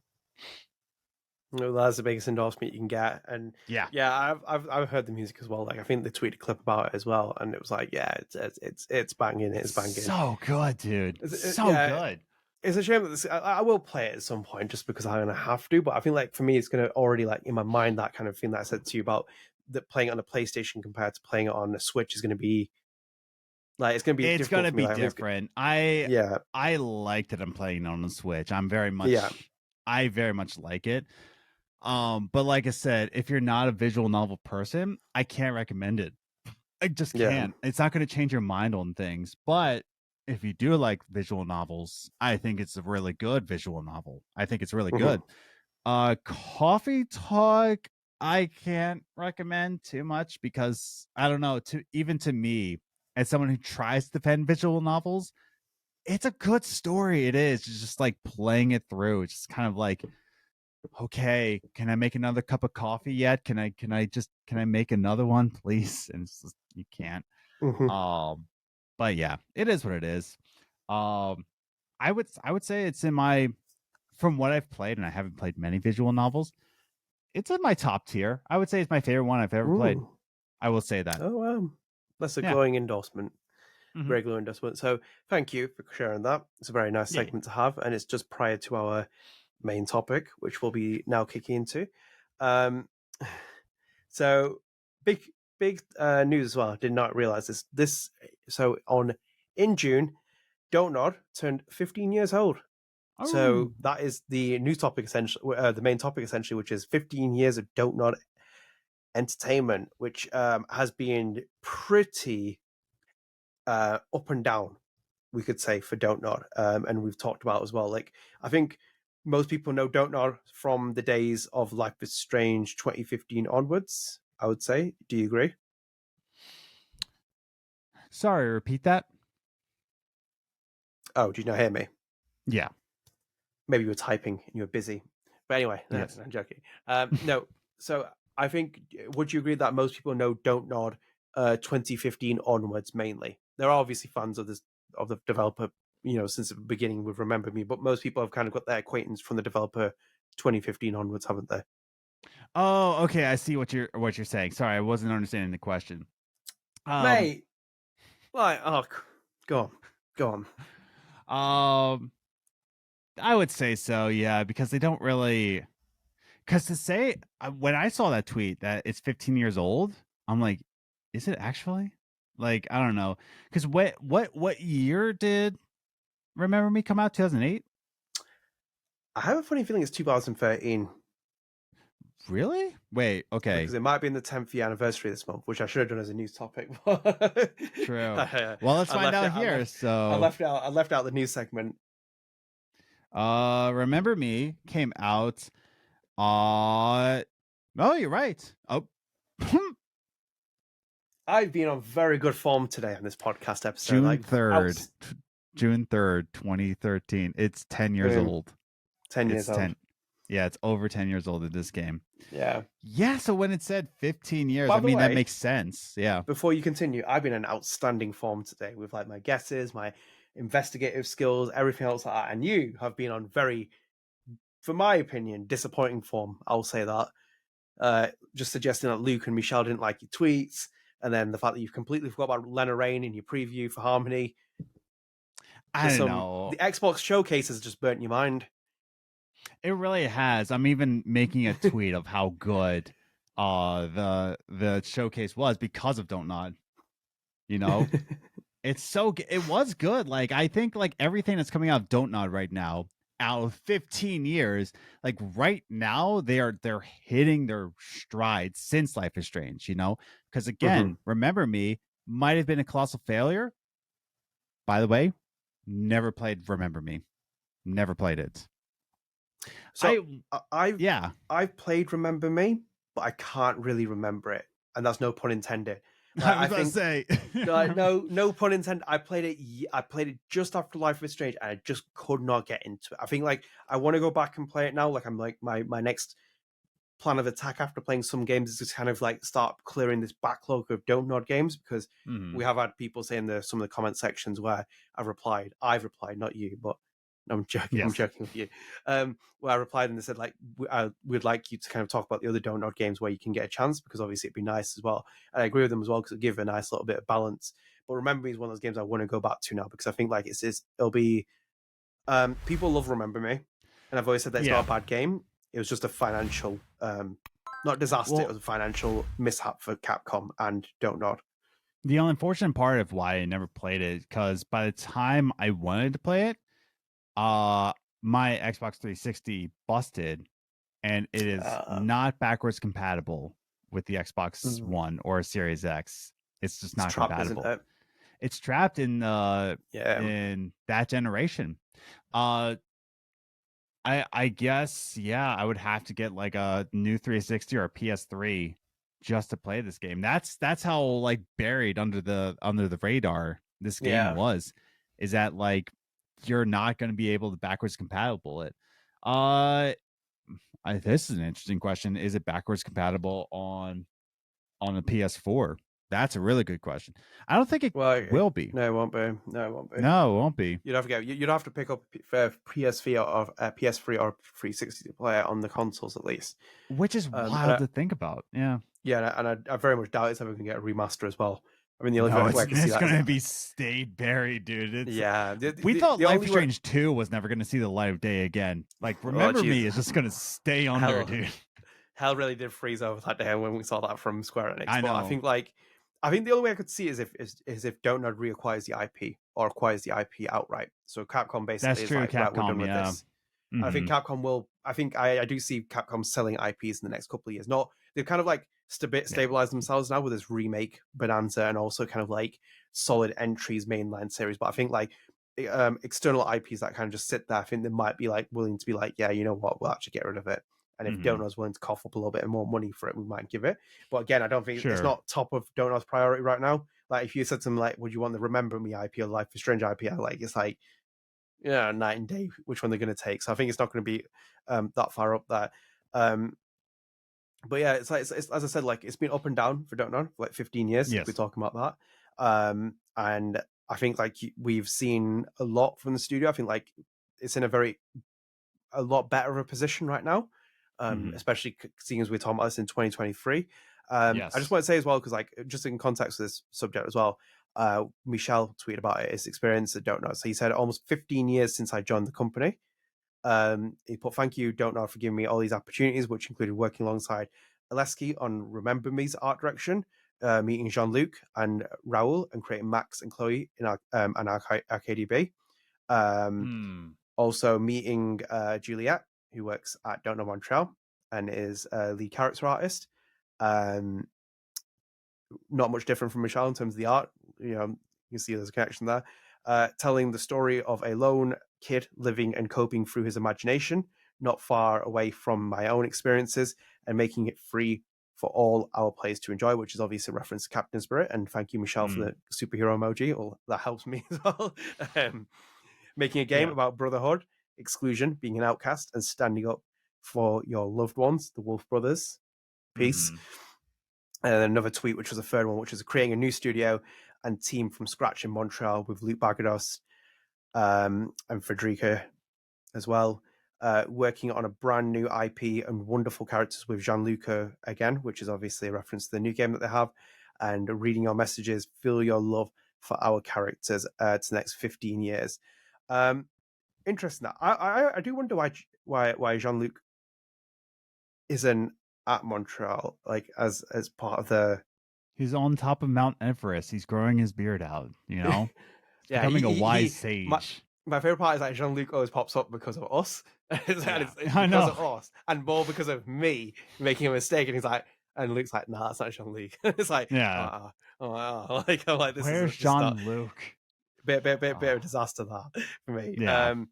But no, like that's just like one developer's perspective, especially someone like Michelle as well. So it's like he's seen a lot at Don't Nod, and I think like the long-standing cohort has seen a lot and what's been going on with the studio.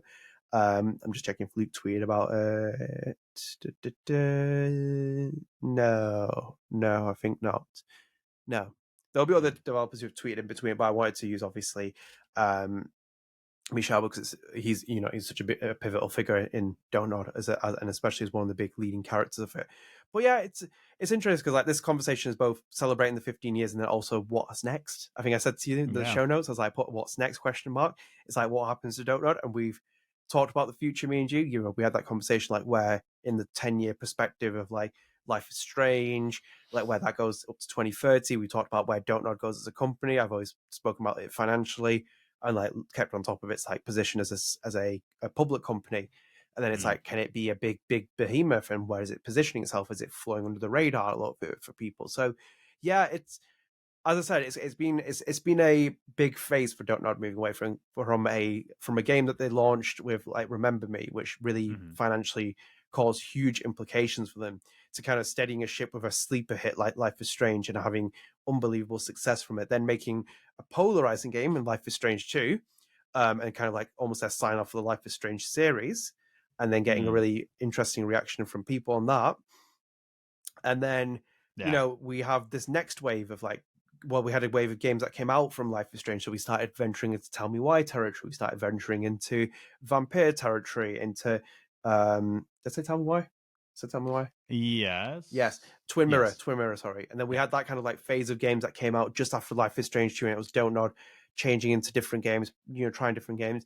And then we have this kind of like had this rebrand, a new shape of identity. I think I agree with you as well, where you said that you don't know what Don't Nod's full identity is at the minute. We know what they stand for in certain ways, but I think this next wave of pipeline of games that comes out helps refine what Don't Nod actually is, because so far we've had a game from an independent developer they published with Gerda.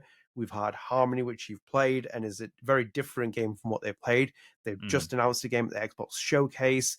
They've got Banishers in the work. Then they have a game from Montreal, which is a newly set up studio. So they ventured out of obviously Paris, which is where the studio's been founded. It's a French developer. And then they have other games in the pipeline as well, which we've kind of talked about and alluded to and kind of like seen. So a lot has happened there, and that's only 15 years as well. So I think like there's a lot that will kind of help shape the future of the studio for the next 5 years. And I think where they're at right now, and if I project forward, if you said to me that Don't Nod's going to be a company in 20 years, I would say yes, because I think where it's being handled as management and everything else, it seems to be going the right direction.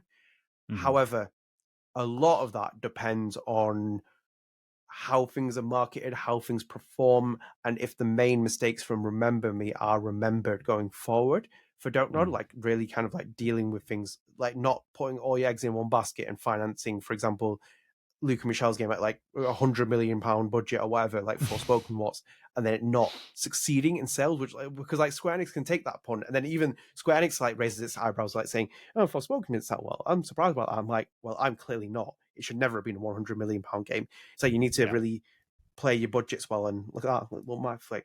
You need to really budget your games well and work out that. So I think like that's interesting in terms of thinking. I have things with Don't Nod where I think that could it be acquired as a studio? Potentially. I just have a funny feeling that Don't Nod will be one of those studios which will be more cheaper. For example, if you're buying it all public shares listed off the stock market and wanted to make it private, I think it's more feasible compared to like, $69 billion you pay for Activision Blizzard, but like Microsoft's doing. It'd be like a splash in the water compared to that. But it's like, does it stay an independent studio is my big question going forward. Does it what stake does Tencent hold in it? I've been very critical of Tencent. I love Don't Nod, but I'm very critical of Tencent's position in the video game industry. As much as I'm very critical of Saudi Arabia's position in the game industry, they have stakes in EA, they have stakes in Nintendo, etc. So I And don't Lionel like the Messi. fact in Lionel Messi, yeah, Lionel Messi as well. But I don't like I don't like there's big stakes in Tencent taking into Don't Nod, and I'm a bit worried about Don't Nod with its relationship with Tencent, because like how much does it acquire of the studio, and then the kind of like games that Don't Nod produces as well. Mm. They do, like, they've always kind of like been very inclusive and openness about things, and it's like then you have a Chinese massive company here, and we see how people are treated in China, in this communist controlled country. And any company that is run in China is very much heavily involved with the state government as well. Like, I like that from they did when they did Congress with TikTok, and it's like, and they're like, people like Yeah. joke, it's like, oh, well, China doesn't have an involvement of tracking your data. It's like, yes, clearly not. It's like the Chinese company's going to withhold that information. But anyway, get away from that. I think that's kind of my some of my issues that I have with Don't Know, concerns and like raising a conversation on, because I think, yes, I look forward to the pipeline of games. I think they're all quite interesting. There can be all kinds of like spectacular things. Maybe Don't Know has a very big Life is Strange moment again. Maybe even Don't Know reacquires the Life is Strange IP, or acquires it. Actually, that'll be a better way of putting it, because there's nothing impossible at this point. I think they'll take it. I think it'd have to be reasonably adjusted in price. Like, I don't think that if for example the Embracer Group was going to pay for it, they'd probably pay hand over fist for it, and like it'd be really expensive. And Don't Know wouldn't do it. I think Don't Know would want it to be like where essentially Square Enix shelves it for like 10 years, and then they're like, we want to make you an offer for the IP, and we want to own it. And I think they would want it because of how important it is to the identity of the studio. Despite the fact that the studio has moved away from Life is Strange, it has to keep it because it's very good for marketing. It's also what the studio is very much known for. It's the most successful title in the studio's history so far. So it's like it needs to kind of have a very good connection with it. But yeah, that's all my things on Don't Know so far. I just have a very open mind about where the future takes from it. It's interesting because had you had this conversation with me 3 years ago, I would have been like, I'm a little bit worried about Don't Know. Like, what are they doing? Like, what are they like? Because obviously, I'm sorry, I didn't mean to interrupt. No, I've rambled for long enough. It's good. No, it's a good point for you to cut me off. I'm in the same boat where, like, before I played Harmony, I would have been like, I don't know if what the future is gonna hold. Post playing Harmony, I'm actually pretty happy. Not only that, post playing Harmony and seeing Jusant. What's the game name? Jusant? I don't know. Jusant, I guess. Yeah. Yes. I didn't know if there was another T that I missed, but let's just check this quickly. Yes. But either way, I'm just making sure. Yes, Jusant. No Jusant. T. Jusant. Oh, look at this again. Just me off the top of my head. Jusant, and then Adam fumbling around everywhere. Continue, please. I'm just taking I'm basking in my glory this one episode where I'm very good at the form. But continue.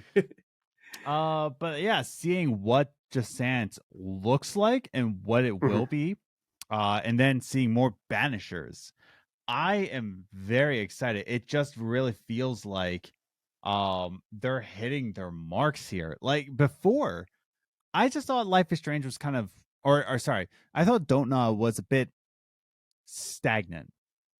Stagnant in the Life is Strange studio. That's what they were for 8 years. Was the Life is Strange studio, the Life is Strange studio, the Life is Strange studio. Oh, Life is Strange studio doing this. They were just trying to say like, hey, we got other games like Life is Strange. I was like, no, other games. Now playing Harmony and now seeing what Jusant is and now seeing what Banishers is, I think in 3 years' time, we're not going to be saying the Life is Strange studio anymore. Unless they buy the studio again, then it's right back to the Life is Strange studio. But hopefully they have a future where they move past the Life is Strange studio and go into the Jusant studio. But I'm very hopeful for their future after playing Harmony, honestly. But it's wild to think that it took 15 years. 15 years. And I think there's a life lesson in that where, you keep striving, you keep hitting your marks, and then you're just you being pigeonholed in one thing, and then just something clicks and you've made your mark. So it took Don't Nod 15 years to reach this point, and I'm excited for the next 15, honestly. Which I Yeah. will be 47. Well, Yeah, please don't oh, talk about that. Please don't talk about that. I don't want to I'll talk be about that. so Let's not talk about old. how far. Do you think I'll Strange be has to be so a thing in 15 years? That's a big question. I, well, I mean, CADcast is still a thing, and they're 47. Old Jeez. dinosaurs. Once you reach 40, you're basically like just done. You know? Yeah. Once you, Yeah, like you're just like done at the time. I don't know. Luke is watching and is like, "Hey, and then he just blocks both of us. See, funny you mention Luke, because like in that my like feeling is that like Luke and Michelle won't necessarily make video games for the next 15 years, because I could see, like, if we're talking about not affluent, if we're talking about prolific figures of like the developer, Yes. and people who work in that thing, like, Oscar Gilbert will one day step down as the CEO of Don't Nod, Yes. and other people will step down in like major positions. And I don't see there's no difference between someone like Luke and Michelle going the same way as Neil Druckmann and going to senior Mhm. management positions. And really, because like considering there's two really prolific developers who have really helped shape, redefine, and everything else with the Don't Nod brand, Mhm. I feel like you'd need those kind of people at the figurehead of the at the studio as well, like going forward into the future.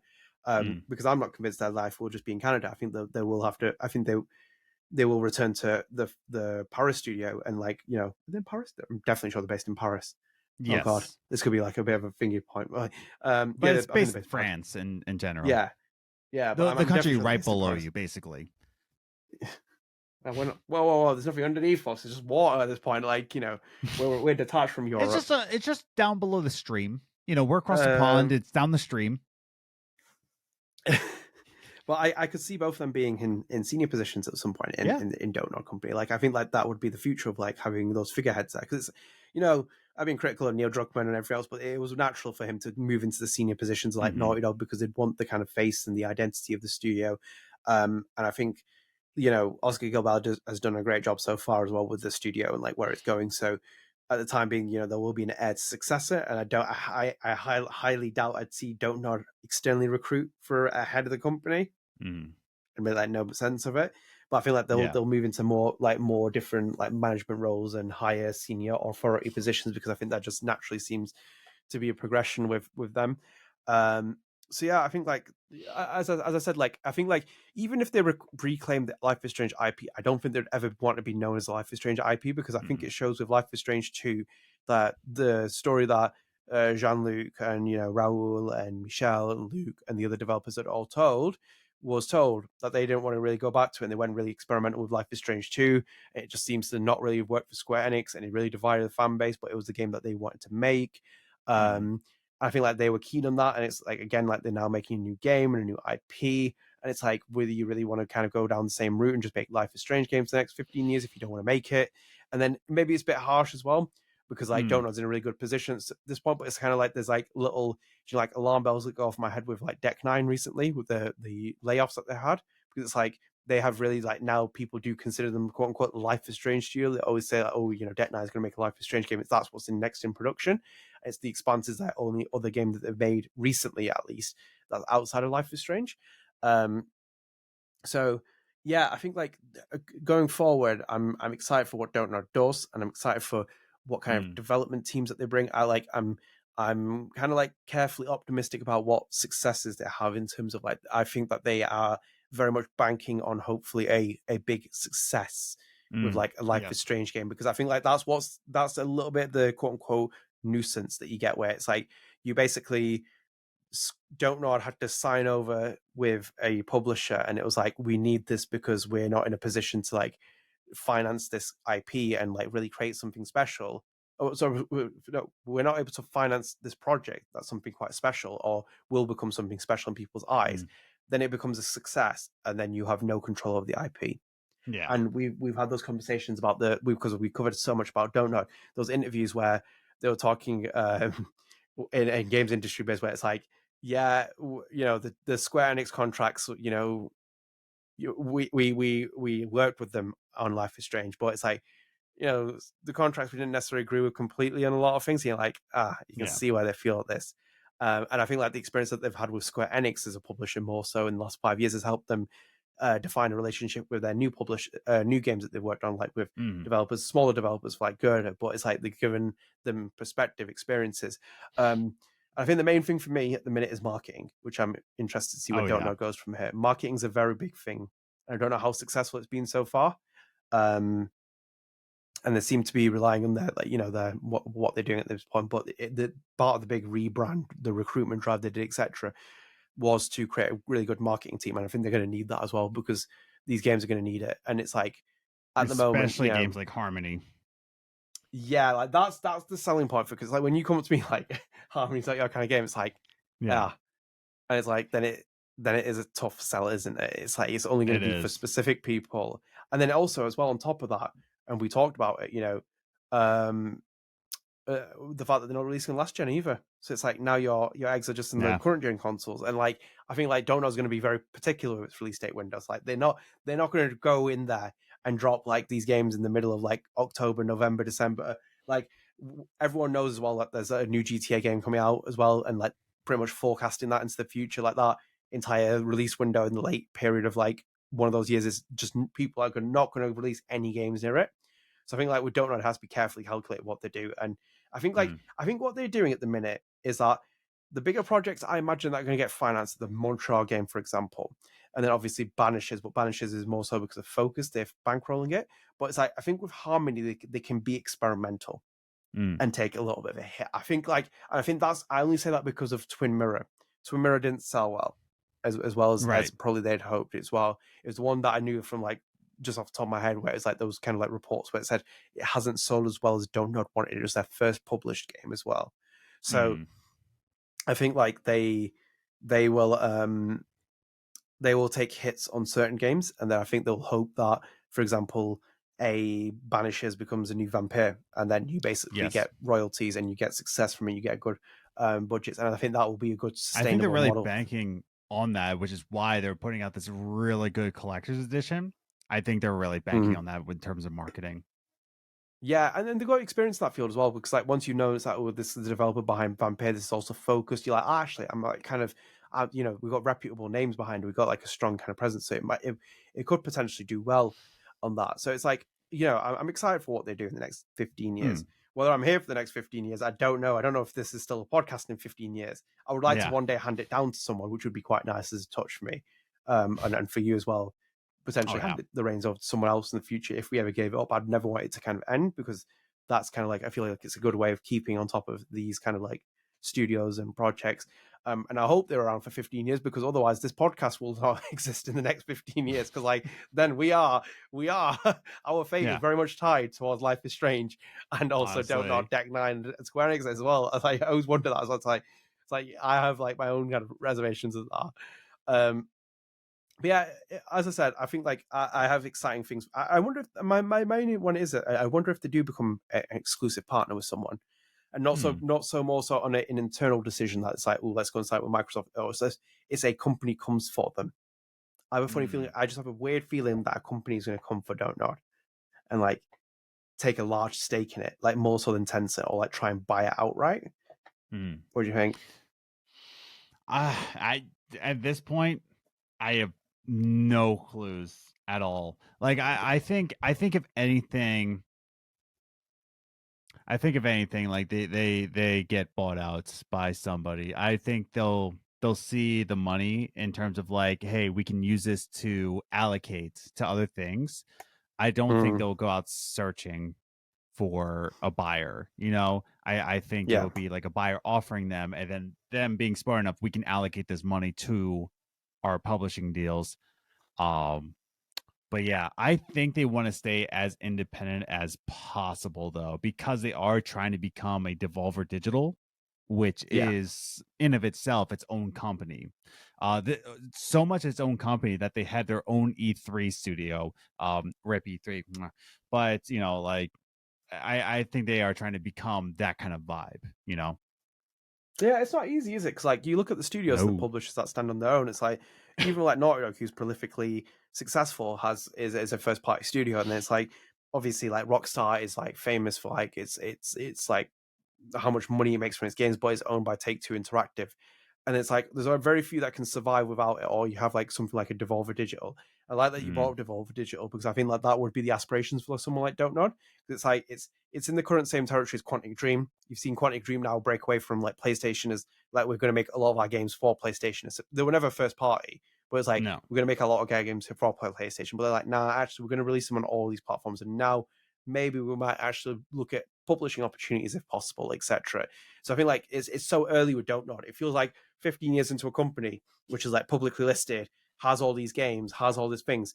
It's like in a weird position where it's like you're also expected to be massive, like in terms of like success, but like, you know, that also comes down to like maybe as well a bit of luck as well. Like Ubisoft, for example, Assassin's Creed did wonders for that company that anyone could ever imagine. It's like it's gone like, you know, so far in 10 years. So maybe it's just that one moment that Donor needs that will take it that far, and like even within 5-10 years. So yeah, that's that. Have you got anything else to add? No, not really. I think we covered it all. Oh, we did. And I enjoyed that as well. So thank you everyone for watching that. I think we'll move into Spread the Arts. Adam, Spread the Arts, do you want to start first? Sure. I don't know if I already mentioned. I'm pretty sure I already did, but one, I will say Across the Spider-Verse, good movie. Just gonna say that. Across the Spider-Verse, great movie. But season 2 of The Bear is coming out June 22nd, and I'm not sure if I mentioned The Bear yet on Spread the Arts. And just to make sure I do, just for the record, you need to watch The Bear. If you have Hulu, it is on Hulu. I will say that The Bear is the most accurate restaurant media, like movies, books, whatever.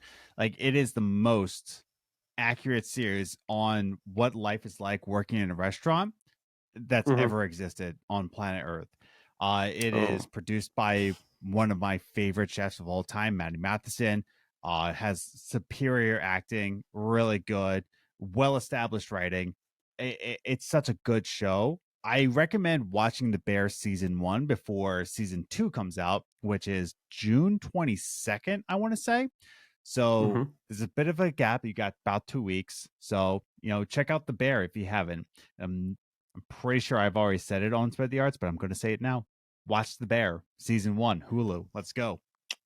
There we go. Good shout. So I have nothing to suggest for Spread the Arts. I'm sorry. I have been at a wedding for 4 days. Have you been at a wedding? And you didn't mention it on the show. I've not mentioned it. I've not mentioned it all. Starfall's you're not mentioning anything like that. Nothing's been mentioned. No. Yeah, I've not done anything. I've had the most stressful 4 days of my entire life just getting things sorted. And I literally, as well, on top of that, like when we got back here, because we were recording a bit later, my time, if anything, and Adam's like accommodated to that because we record like midday for me usually.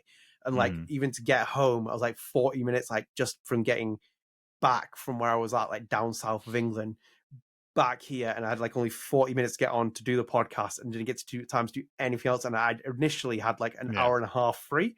So it's like I've not had anything else suggest time to do it. I've not watched anything, not done anything else. Dropping a brick, waiting to deliver my best man speech, to do everything else. I've just not been. I've like been focused on like just that, if anything. So I don't have anything to suggest. So I'm apologizing for that. But if you have something you can suggest to me, the audience, feel free to leave it in the comments. Do that. Do your own Spread the Arts in the comments. Yes. Yeah. Let me know if anything, and let me know what you think, if you've done anything, because you can accommodate for my poor management here at this point.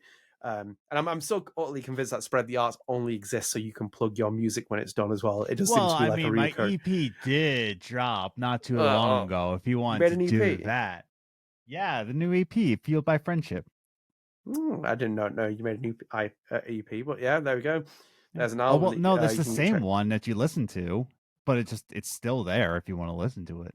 I don't know. You never mentioned a new album to me or anything. You never mentioned music recently, so there's a new one coming out December 1st. I will say that. So see, there we go. He's done it again. Yeah. But yeah, I do apologize. I will have one definitely in place for the next one. I have my promise, because there's no more weddings in my life. By the way, Adam, as well, just put that as well. I've never been to a wedding like this. Never been to an English wedding. I was about to say, like, a wedding in general or a wedding like that? Like a wedding like that. I've never been like one. And also, let me just say as well, you have never been to a wedding like that. Oh no. Like the way that my brother arranged it and my now sister-in-law, that is an actual wedding. By tradition, by everything. If you're talking about a pure wedding, like I've seen people turn up dorky with a suit on and also trainers, which I like. Even I'm the most kind of like person where I don't wear like collar shirts and stuff like that. I hate it. Yeah. I was wearing a tailcoat, Adam.